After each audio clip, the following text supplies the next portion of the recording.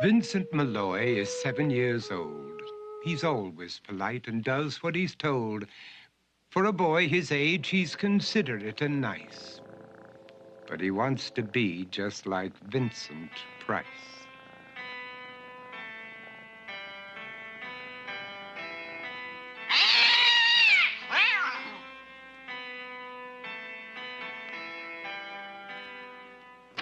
He doesn't mind living with his sister, dog, and cats, though he'd rather share a home with spiders and bats.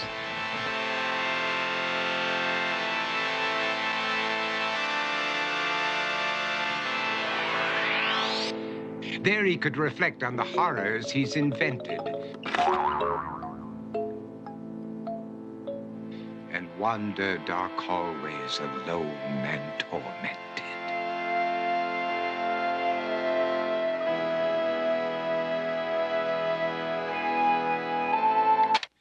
Vincent is nice when his aunt comes to see him, but imagines dipping her in wax for his wax museum.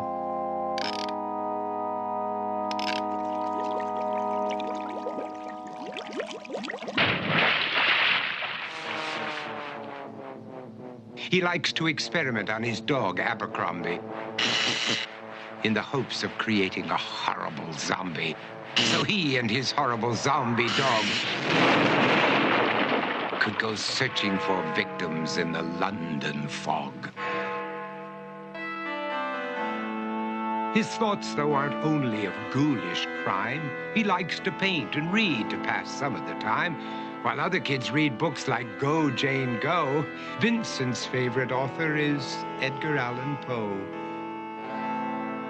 One night, while reading a gruesome tale, he read a passage that made him turn pale. Such horrible news he could not survive, for his beautiful wife had been buried alive.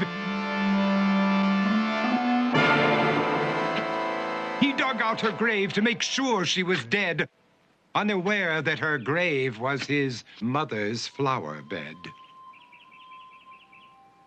His mother sent Vincent off to his room.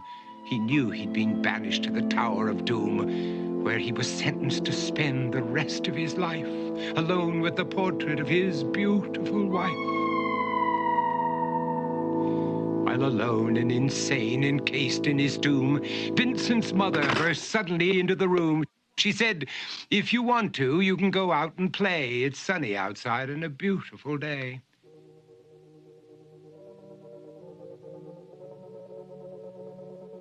Vincent tried to talk, but he just couldn't speak. The years of isolation had made him quite weak. So he took out some paper and scrawled with a pen, "I am possessed by this house and can never leave it again." His mother said, "You're not possessed and you're not almost dead. These games that you play are all in your head. You're not Vincent Price, you're Vincent Malloy. You're not tormented or insane, you're just a young boy. You're 7 years old and you are my son. I want you to get outside and have some real fun." Her anger now spent, she walked out through the hall. And while Vincent backed slowly against the wall, the room started to sway, to shiver and creak. His horrid insanity had reached its peak. He saw Abercrombie, his zombie slave, and heard his wife call from beyond the grave. She spoke from her coffin and made ghoulish demands, while through cracking walls reached skeleton hands. Every horror in his life that had crept through his dreams swept his mad laughter to terrified screams. To escape the madness, he reached for the door, but fell limp and lifeless down on the floor. His voice was soft and very slow as he quoted The Raven from Edgar Allan Poe. "And my soul from out that shadow that lies floating on the floor shall be lifted nevermore."